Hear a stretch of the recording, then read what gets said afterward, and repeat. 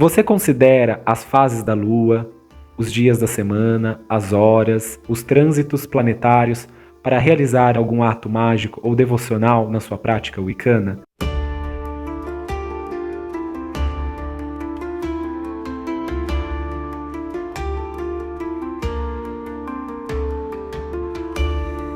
Olá pessoal, sejam muito bem-vindas e bem-vindos. Eu sou o Sérgio Lourenço, sacerdote wicano da tradição de Taliesin, e este é meu canal Minha Vida de Bruxo. Desde já eu peço para que você deixe o seu like, o seu comentário, compartilhe o vídeo com amigas e amigos interessados no tema, inscreva-se e ative o sininho para continuar recebendo mais vídeos do meu canal Minha Vida de Bruxo, para que você amplie os seus conhecimentos acerca da magia, da bruxaria, da Wicca e do paganismo. Vamos lá? A astrologia é um dos conhecimentos e correntes presentes dentro do esoterismo e também do ocultismo, e por isso ela também engloba e conversa com as questões relacionadas às práticas mágicas. Portanto, o que eu estou denominando como astrologia mágica não vai ser aquela astrologia que nós estamos acostumados a ler ou acompanhar, sobretudo nas redes sociais. Ai, que signo fulano é, os taurinos agem assim, os geminianos assado. Não é sobre isso. Na verdade, a astrologia mágica é a compreensão da astrologia como um conhecimento para que a gente possa programar de uma forma mais favorável as nossas ações, rituais, devoções, feitiços, etc. E que envolve, então, esse conhecimento da astrologia somado à magia e à sua prática. E é isso que eu estou denominando, então, como astrologia mágica. Claro que esse conhecimento da astrologia mágica, vai depender aí de uma compreensão da astrologia como um todo, para que você possa compreender como essa dinâmica pode auxiliar ou favorecer ou completamente desfavorecer a sua prática mágica ou até mesmo um ato ritual. Ou seja, é usar o conhecimento da astrologia para saber o melhor momento de agir. E quando eu trago a ideia da astrologia somada à magia para saber o melhor momento de agir, é num sentido muito mais amplo e sagrado do que meramente imaginar de uma forma utilitarista de que você vai ter a garantia de sucesso. Mas é saber usar as correntes e marés de energia a seu favor e não ficar lutando contra isso.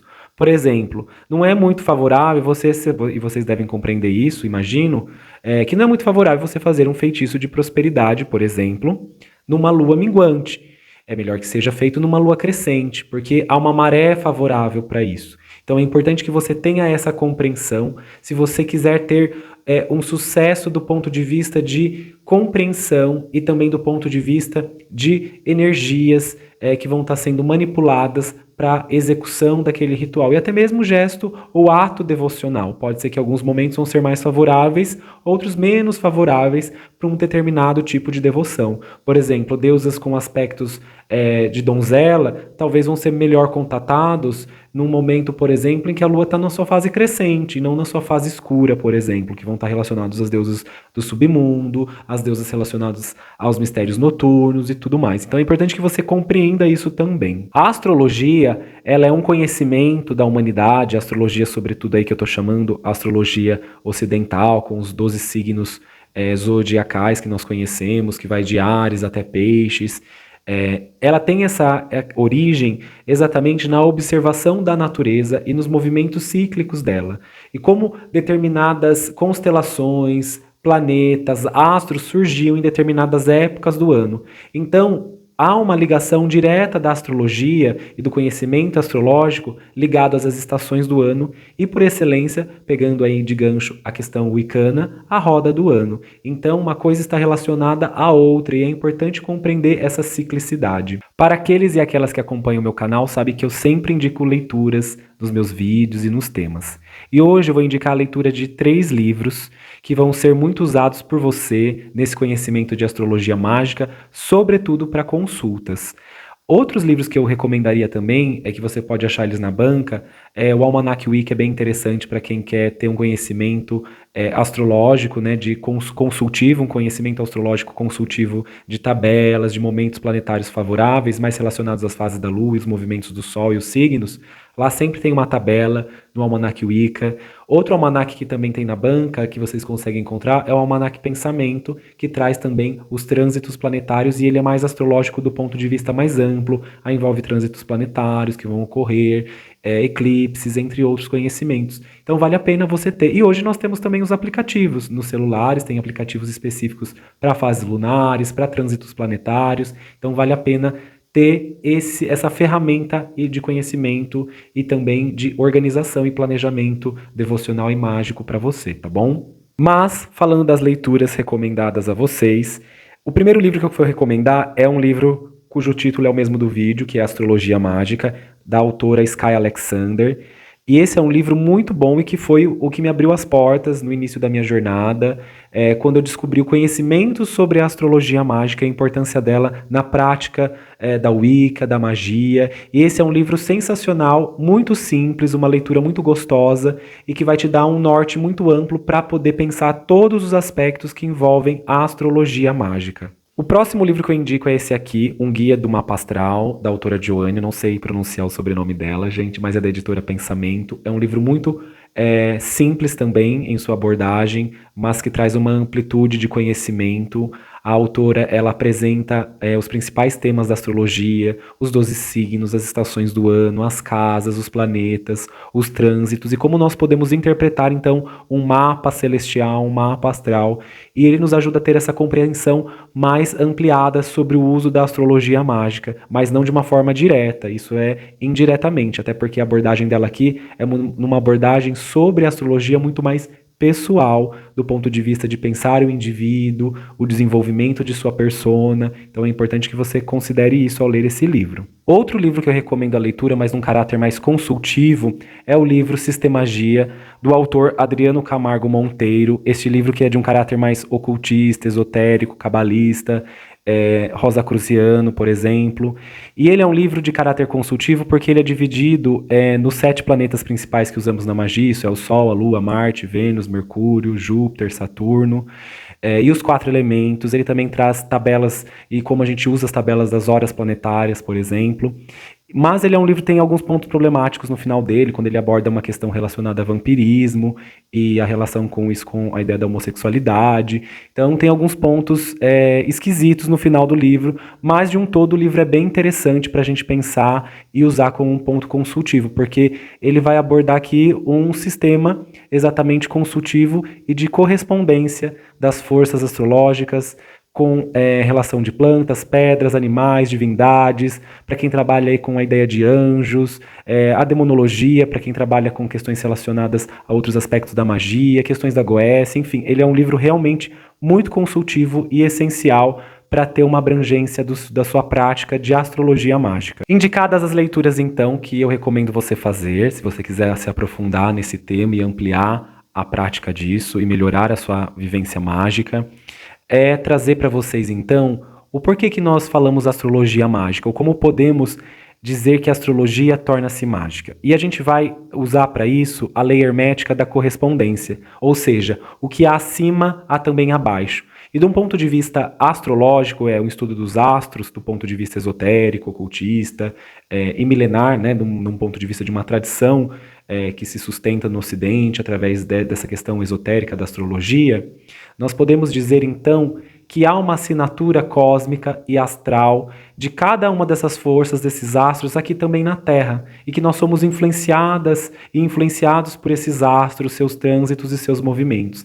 Influenciado não quer dizer que nós somos simplesmente tomados por eles e que nós perdemos a nossa responsabilidade de ação e que nós vamos ficar culpando Mercúrio retrógrado pelas nossas ações. Não tem nada a ver com isso. Nós entendemos que é muito mais um momento de tendência a e favorável ou desfavorável a, ok? É importante você considerar isso, tá?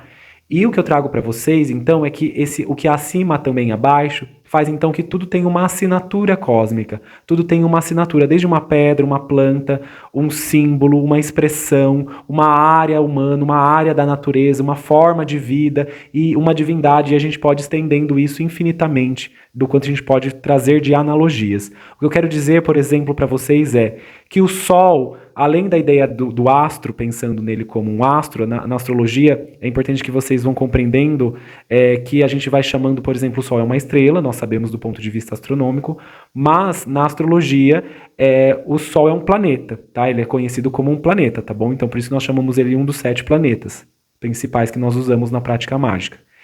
E tem uma assinatura, então coisas que vão ser relacionadas ao Sol. Por isso que muitas vezes na prática da magia, a gente fala assim, queime um incenso de característica solar. O que eu quero dizer é um incenso que se liga e tem essa assinatura solar.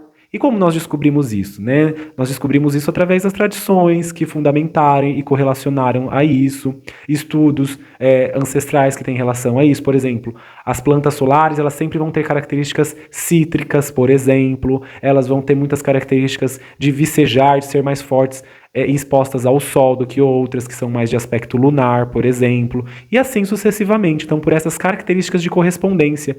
E também pela característica de outras coisas, né, quando a gente vai fazendo uma grande analogia, pelo aquilo que se assemelha ao valor, ao tipo de vibração e energia que aquele planeta traz. E também dos signos. A astrologia mágica, ela trabalha com alguns pontos específicos. Isso é, os 4 elementos que nós usamos aqui no Ocidente, na prática mágica ocidental, que é a terra, o ar, o fogo e a água, e como isso se relaciona aos planetas, aos metais, e como isso também se relaciona aos signos do zodíaco, aos 12 signos.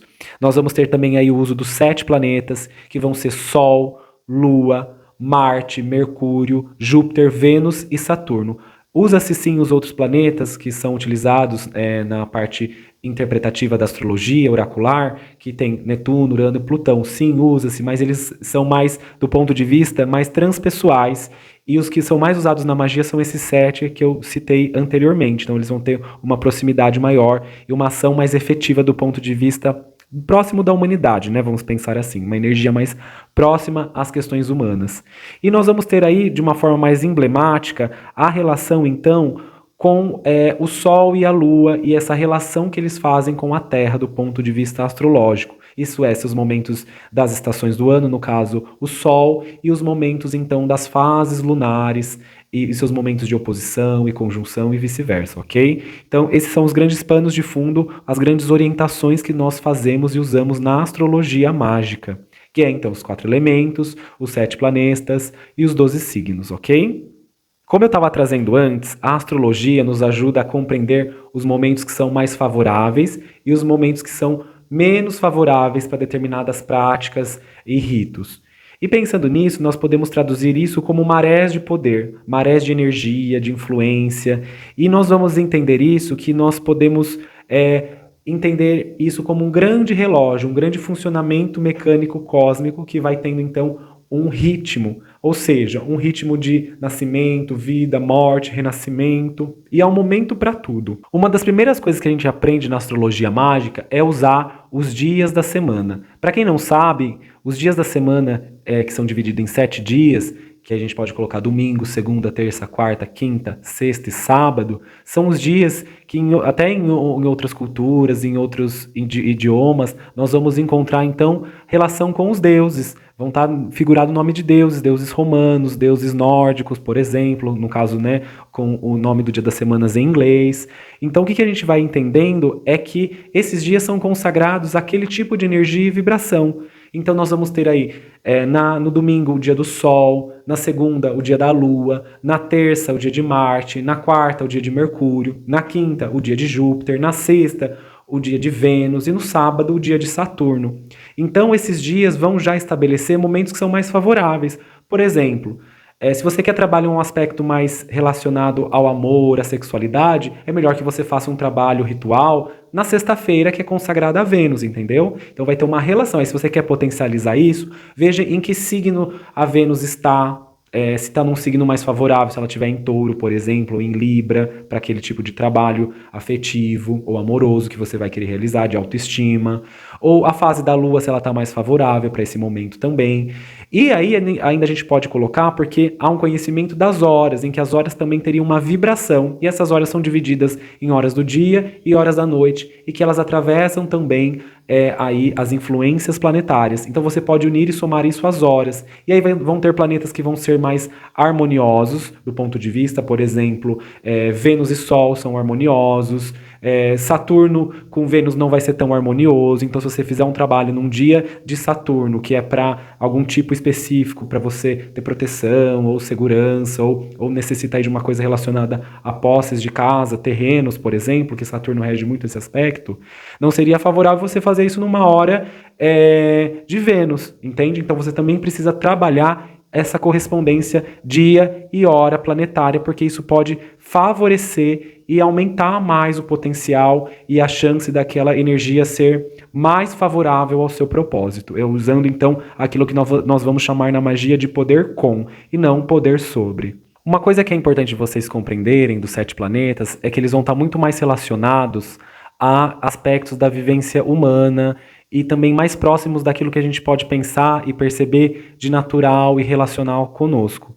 Por isso que nós usamos mais esses 7 planetas. Os planetas, por exemplo, Netuno, Urano e Plutão, vão ser planetas que na astrologia vão ser chamados de transpessoais, em que nós não vamos nos sentir muito criando uma relação com eles do ponto de vista de uma participação. A sua influência é como se fosse mais cósmica. E o que eu quero dizer por cósmica é que a gente é levado àquilo e pronto. Há uma mudança que acontece, vem. Por isso que nós, por exemplo, falamos, quando Urano, passou por determinado planeta, Urano passou por determinado signo, então há uma grande mudança, uma revolução, porque ele é um planeta transpessoal, ele vai transcender a ideia de pessoalidade e vai entrar num aspecto muito mais coletivo. Isso não quer dizer que os 7 planetas não influenciam questões coletivas, eles influenciam sim, mas a sua influência ainda vai ser um aspecto também que a gente pode sentir de uma forma mais individual, tá bom? Para a gente entender também essa questão dos planetas e os signos, nós precisamos compreender assim: os planetas seriam os atores